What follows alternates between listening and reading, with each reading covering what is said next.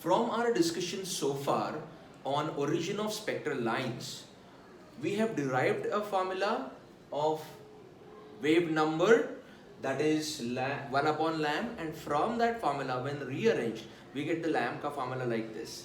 इसमें n क्या है? n is a number of higher energy level, p is a number of lower energy level. So from higher energy level n to lower energy level p, when electron jumps, it gives out photons of different possible wavelengths. उन wavelengths के 5 series हम लोगों ने देखे हैं, लीमन, बामर, passion, bracket and fun. हर एक सीरीज का हर एक लाइन आपको इसी फार्मूला से मिलने वाला है. हर एक लाइन के लिए n और p क्या है ये आइडेंटिफाई करना है. वैसे हम लोगों ने p का वैल्यू फिक्स किया था. लीमन के लिए p इज 1, बामर के लिए p is 2, Paschen it is 3, bracket it is 4, Pfund it is 5. So p का value according to the series is 1, 2, 3, 4, 5 in the sequence: Lehman, Balmer, Paschen, bracket and fun. For every series, every line, I repeat, can be obtained by this formula. This is what we have discussed so far. Series का नाम लेते ही आपको p मिल जाएगा. Number of line देखते ही आपने n identify करना है. उनका वैल्यूज यहाँ पे सब्स्टिट्यूट करना है, फिर आपको लैम्ब का फॉर्मूला मिलेगा. ऐसे एक सीरीज के लिए आपको नंबर ऑफ वेवलेंथ्स मिलेंगे. उन नंबर ऑफ वेवलेंथ्स में मिनिमम वेवलेंथ और मैक्सिमम वेवलेंथ ये दोनों रिस्पेक्टिवली हर एक सीरीज का यहाँ पे लिखा हुआ है. It is always advisable students to remember these numbers, the minimum value of wavelength for each series and the maximum value of wavelength for each series. If you could remember them, it will be easy to verify your answer. And to remember them is look at this Lehman series.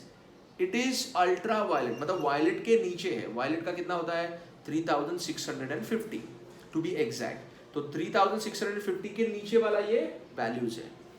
बामर अगर आप देखो तो वो violet से शुरू होगा 3640, very close to that, and it goes up to 6563. वैसे red का 8000 होता है, बट एज आई सेड कि विबग्योर का सारा वेवलेंथ यहाँ पे दिखेगा ये ऐसे नहीं, लेकिन जो दिखेगा वो विबग्योर में से कोई ना कोई रहेगा. सो बामर का मिनिमम और मैक्सिमम वेवलेंथ ये है. पैशन जो रेड के बाद वाला आता है, इनफैक्ट ये तीनों भी रेड के बाद माने इंफ्रारेड में आता है. तो रेड के ऊपर देखो 8000 के ऊपर है, 8200 मिनिमम, मैक्सिमम इज दिस. फिर इसका मिनिमम ब्रैकेट का 15000, मैक्सिमम 40000. फंड सीरीज का minimum 22000, maximum 75000. So overall if you look, the minimum wavelength is 912 angstrom and maximum wavelength is 75000 angstrom of this spectrum. पूरे स्पेक्ट्रम का मिनिमम और maximum ये है. Individual series का मिनिमम मैक्सिमम ये है. सो इसके बाद पैशन के बाद रेड के ऊपर वाला वेवलेंथ शुरू होता है. इस तरीके से आप उसको याद रख सकते हो. So this table students you got to register here. इसका रोज आप एक बार जस्ट गो थ्रू भी कर लोगे तो यहाँ पे छप जाएगा. एज सच ऐसा रट्टा मारने का जरूरत नहीं है, ये नंबर्स है, याद हो जाते हैं बाय प्रैक्टिस. इस फार्मूला से ये सब हम लोग ऑब्टेन कर सकते हैं. इसमें और दो चीजें मैं ऐड करना चाहूंगा before we go for the absorption. ये सब एमिशन का है. एमिशन मतलब when electron jumps from higher energy level to lower energy level, it gives out energy in the form of photon. उस फोटोन के ये वेवलेंथ्स है, तो ये एमिटेड फोटॉन्स के हैं. अगर हम लोग एब्जॉर्ब करेंगे उसी एनर्जी को बाहर से, तो ये इलेक्ट्रॉन ऊपर के लेवल पे जाएगा. ये यहाँ पे इलेक्ट्रॉन हायर लेवल से लोअर लेवल पे आ रहा है, यहाँ पे इलेक्ट्रॉन लोअर लेवल से हायर लेवल पे जाने वाला है. उस प्रोसेस को एब्जॉर्प्शन बोलते हैं या एक्साइटेशन ऐसा बोलते हैं. केमिस्ट्री में आपने ये सीखा है, you know at least the term excitation. तो उसके साथ हम लोग यहाँ पे डील करेंगे. बिफोर दैट ये दो पॉइंट्स हम लोग को देखना है. Vn, velocity of electron in nth orbit is c/137n. c is the speed of light, n is the number of orbit. तो इलेक्ट्रॉन का किसी भी ऑर्बिट का जो वेलोसिटी है वो स्पीड ऑफ लाइट से हम लोगों ने कंपेयर किया है इस फैक्टर से. दूसरा पॉइंट जो नोटवर्दी है वो ये है 2πr is n lambda. अच्छा, ये कहाँ से मिला? बोहर का सेकेंड पॉस्टुलेट से मिला. What is Bohr's second postulate? mvr is equal to nh upon 2π. तो इसको अगर मैं रीअरेंज करता हूं, ये 2π आप लेफ्ट में ले लो तो आपको मिलेगा 2πr is equal to NH upon mv। अभी n को साइड में रखो तो ये h अपॉन mv जो है, this h upon mv Planck's constant upon momentum, इसको हम लोग बोलते हैं de Broglie's wavelength, de Broglie to be precise, ये डी ब्रॉयज वेवलेंथ है। ये आप मैटर वेव्स में सीखोगे कि कभी भी कोई भी मैटर का पार्टिकल, माने electron, proton, neutron, would particle, dust particle, cement particle, particle छोटा सा पार्टिकल या पूरा बॉडी भी अगर मोशन में है तो वो पार्टिकल या फिर वो बॉडी ऑब्जेक्ट एक वेव जैसा बिहेव करता है। इसको हम लोग बोलते हैं मैटर वेव्स। मतलब मैटर पार्टिकल या पूरा बॉडी अगर मोशन में है तो उसको वेव नेचर अक्वायर होता है और उस वेव नेचर की वजह से उसके पास वेव लेंथ होता है और उस वेव लेंथ लैम्डा का फार्मूला होता है h अपॉन mv। तो मैं h अपॉन mv की जगह पे लैम्डा ये लिख सकता हूँ, तो 2πr equal to n lamb ये बनेगा। ये हम लोग फिर से देखने वाले हैं मैटर वेव्स में। तो एज ऑफ नाउ ये दो इंपॉर्टेंट कंक्लूजन्स है, velocity of electron related with the velocity of light and circumference of that orbit in which electron is revolving related with the wavelength of that electron, क्योंकि वो अभी wave जैसा behave कर रहा है। So this completes our Bohr's postulates and their applications। ये emission का बात हो गया। अभी absorption में क्या होगा कि इलेक्ट्रॉन अगर ग्राउंड स्टेट में है यहाँ पे, तो उसको अगर बाहर से कोई एनर्जी हम लोग सप्लाई कर रहे हैं तो ये एनर्जी एब्जॉर्ब करके, ये यहाँ पे एनर्जी कितना है उसका -13.6, उसको मैं बोलूंगा सपोज E1 प्लस ये बाहर से जो एनर्जी दिया, सपोज मैंने ये एनर्जी दिया है h न्यू फोटॉन, सो h न्यू, सो E1 में अगर h न्यू जोड़ दिया जाए तो ये इलेक्ट्रॉन एक्साइट होके ऊपर वाले स्टेट में जाएगा। तो ये सपोज गया फोर्थ स्टेट में, फोर्थ लेवल पे एक्साइट होके गया, सो उसका एक्साइटेड लेवल अभी ये है। तो E1 प्लस h न्यू, पहले इतना एनर्जी था, इतना ऐड हुआ तो कितना एनर्जी उसको अचीव हुआ E4, मतलब ये, so this is your E4। अगर आप इस फॉर्मूला को रीअरेंज करो स्टूडेंट्स, ये E1 को उधर डाल दो तो क्या मिलेगा, E4 minus E1 is equal to h nu. ये तो एमिशन जैसा ही हो गया ना। अगर इलेक्ट्रॉन को फोर्थ लेवल से फर्स्ट लेवल पे जंप करना है या फिर करेगा तो उस दौरान वो h न्यू इतना एनर्जी गिव आउट करेगा। ये h न्यू किसके बराबर है, E4 और E1 के डिफरेंस के बराबर है। ये कभी 4 to 1 आ रहा है तो h न्यू इतना एनर्जी वो बाहर दे रहा है। अगर उसको 1 to 4 जाना है तो भी उसको उतना ही एनर्जी बाहर से सप्लाई करना पड़ेगा, तभी वो इतना एनर्जी गैप को ब्रिज माने कवर करके फोर्थ लेवल पे जाएगा। ये उसका मतलब है कि जो एमिशन में हुआ उसका उल्टा यहाँ पे होगा। वहां पे एनर्जी एमिट हुआ है, यहाँ पे एनर्जी एब्जॉर्ब करना पड़ेगा उतना ही जितना कि उन दोनों एनर्जीज लेवल का डिफरेंस है। अगर 1 to 4 जाना है तो E4 माइनस E1 जितना एनर्जी सप्लाई करना है बाहर से। अगर 1 to 3 जाना है तो E3 माइनस E1 इतना एनर्जी बाहर से सप्लाई करना। मतलब ये जो एनर्जी है ना, ये इन दोनों एनर्जी लेवल्स के डिफरेंस के बराबर ही होना चाहिए। Again we are coming to Bohr's third postulate, खाली वो एमिशन का था, इस बार मैं उसको रीअरेंज करके एब्जॉर्प्शन के लिए यूज कर रहा हूं। सो इलेक्ट्रॉन अगर वो फोर्थ स्टेट पे गया, फोर्थ लेवल पे गया एक्साइट होके, अच्छा ये n इक्वल टू 4 मतलब कौन सा एक्साइटेड लेवल है, n इक्वल टू 4 ये थर्ड एक्साइटेड लेवल है। कैसे, n इक्वल टू 1 क्या है, ग्राउंड स्टेट है, n इक्वल टू 2 क्या है, फर्स्ट एक्साइटेड लेवल है, n इक्वल टू 3 क्या है, सेकंड एक्साइटेड लेवल है। देखो ग्राउंड स्टेट से वो पहली बार एक्साइट होकर किधर जा सकता है, n इक्वल टू 2 पे, तो वो उसका फर्स्ट एक्साइटेड स्टेट हो गया। n equal to 3 second excited state हो गया। n equal to 4 third excited state हो गया। मतलब जिस लेवल पे है उसका एक कम, ये उसका नंबर ऑफ एक्साइटेड स्टेट और एक्साइटेड लेवल है। अगर आपको उसको एक्साइट करना है तो आपको इतना एनर्जी उसको सप्लाई करना पड़ेगा। तो ये हो गया उसका एक्साइटेड लेवल्स। तो इसको क्या बोलेंगे फिर, h न्यू जो बाहर से दिया जा रहा है उसको बोलेंगे excitation energy. What is this energy called as, excitation energy. तो इतना एक्साइटेशन एनर्जी दिया तो वो उसको एब्जॉर्ब करके ऊपर के लेवल पे गया। Now electron in any of these states can remain for how much time students?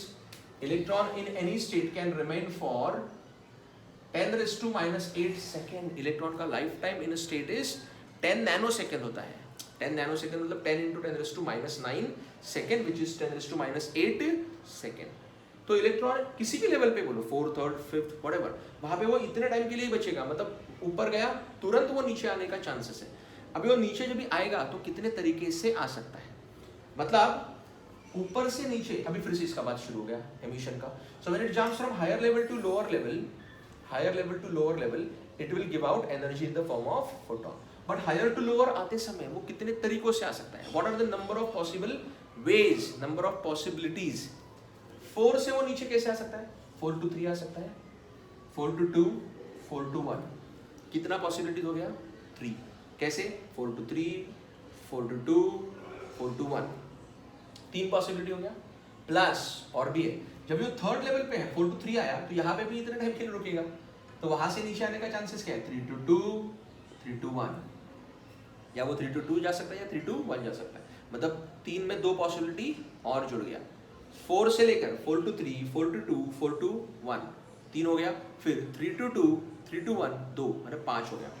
अभी भी एक लेवल बाकी हायर वाला 2, तो 2 to 1 ये भी एक पॉसिबिलिटी है। तो अगर वो 4th लेवल पे है तो वो इन 6 तरीकों से नीचे आ सकता है। 6 तरीकों से नीचे आ सकता है मतलब क्या, 6 अलग अलग वेवलेंथ्स वो दे सकता है, माने 6 स्पेक्ट्रल लाइंस वहां पे पॉसिबल है। So number of possible spectral lines n = 4 से 6 है। चलो अभी 3rd लेवल से देखते हैं। अगर वो 3rd लेवल तक ही एक्साइट हुआ तो कितना लाइंस पॉसिबल है, 3 to 2, 3 to 1 एंड 2 to 1। सो 4 से कैसा था, 4 to 3, 4 to 2, 4 to 1, फिर 3 to 2, 3 to 1 एंड 2 to 1। अगर 4th लेवल से आया तो ये सारा लाइंस पॉसिबल है 6। अगर 3rd लेवल से आया तो इतना ही लाइंस पॉसिबल है, कितना, 1, 2 एंड 3, 3 लाइन पॉसिबल है।